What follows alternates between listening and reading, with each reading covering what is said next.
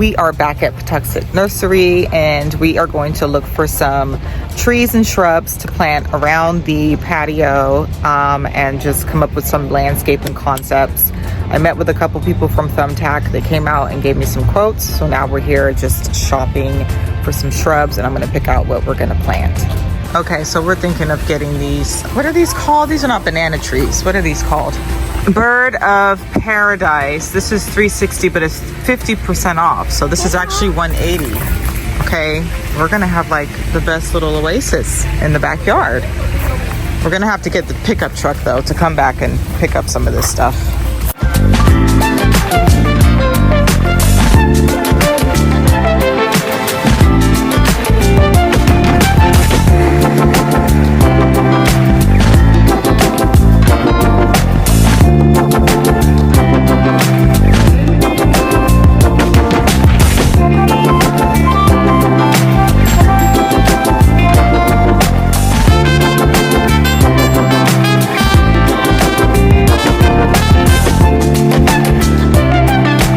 So I'm going for more of a Mediterranean background feel. Hey Zuri. Hi. I'm gonna look for some items like cactus and, you know, gonna go over to the trees and shrub section. Probably gonna do rocks if we're doing Mediterranean. We did get a maple tree. We came up here like last weekend. We're also gonna plant that. That's nice.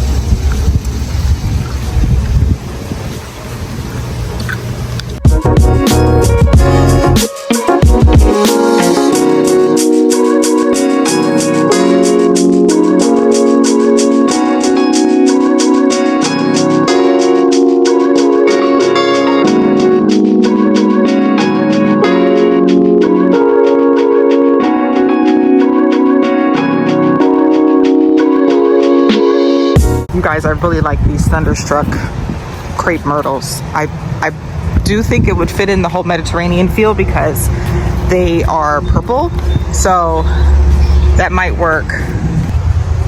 Okay, so they don't have agave, so the closest thing to it is the yucca. I'm thinking to do this instead, and then I'm gonna go look at some succulents and see what I can find. All right, well, let's go get this hot mama a cold drink. I'm not a mom.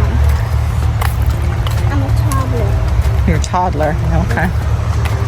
You're a pretty big toddler.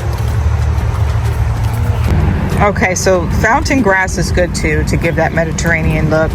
It's a great accent plant, can be used in mass plantings. Yeah, I would throw a couple of these in my little mix. So right now I'm gonna look for some succulents. Okay, we got some here. Mom, these plants are all over the place. But you see how they're dying? I mean, they look like they got a little burnt there. I don't know what that webbing is. What is that? This? Or maybe they did that? What is this? I don't know. Full sun to partial shade. It looks Hens, chicks, full sun. The height is 2 to 4 inches. Great in rock gardens. Yeah, see, I'm doing the rocks for that section. Okay, so these are kind of like small succulents. I was looking for bigger. Mom. This isn't bad because this is kind of like what I'm going for. That's a food truck. Could I get them? This might be a good idea as well, just because of its texture. Yeah, it likes full sun. Blooms in summer, blooms white, but it's a flowering perennial, so it is going to die down and pop back up. And I'm looking for things that are, you know, more so evergreen.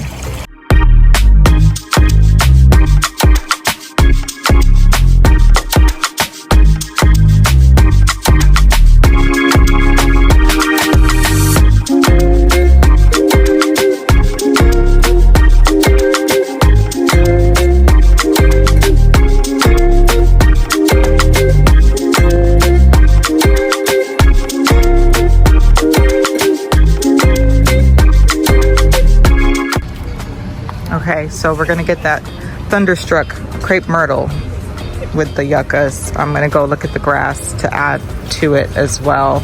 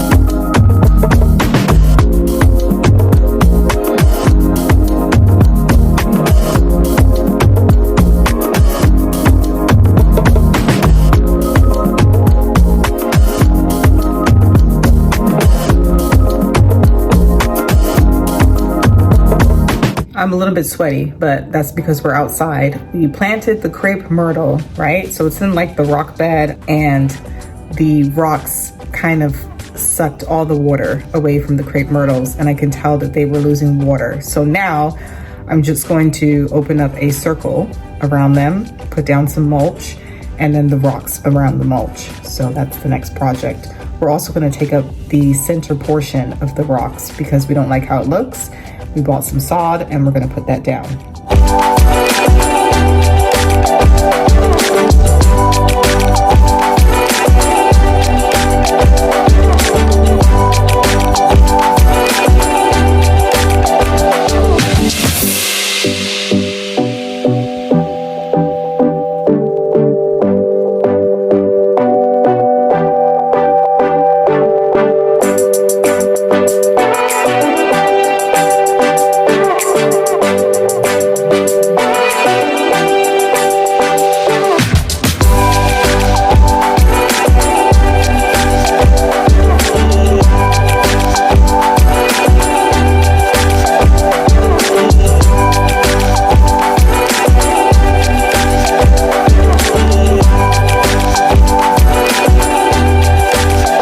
So this is the compost that I'm using right now. Leaf Grow. I'm gonna put that around it first because I could see some of the roots weren't fully planted. And then I'm gonna put the mulch around it, but leave like 1 inch to 2 around the trunk of the myrtle so that it can breathe.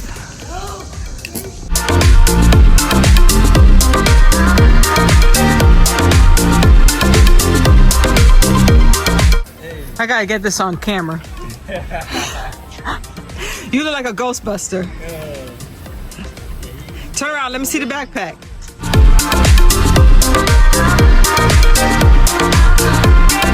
So this is the finished look. We planted Japanese maple. This is a crimson Japanese maple. We actually planted it in memory of my father-in-law. And as you can see, we extended the rocks to the left side. Crepe myrtle is doing a lot better. This crepe myrtle was kind of like drooping. I clipped the dead ends at the top where the flowers had died off. And if you look carefully, you can see some blooms that are coming back in.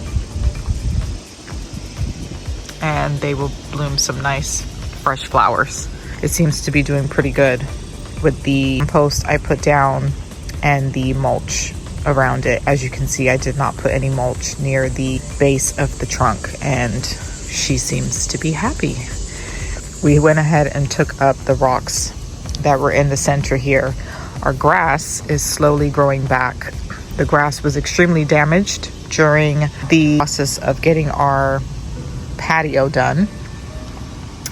And of course, that's because they dug everything up, but they also turned off our sprinklers. It was a heat wave.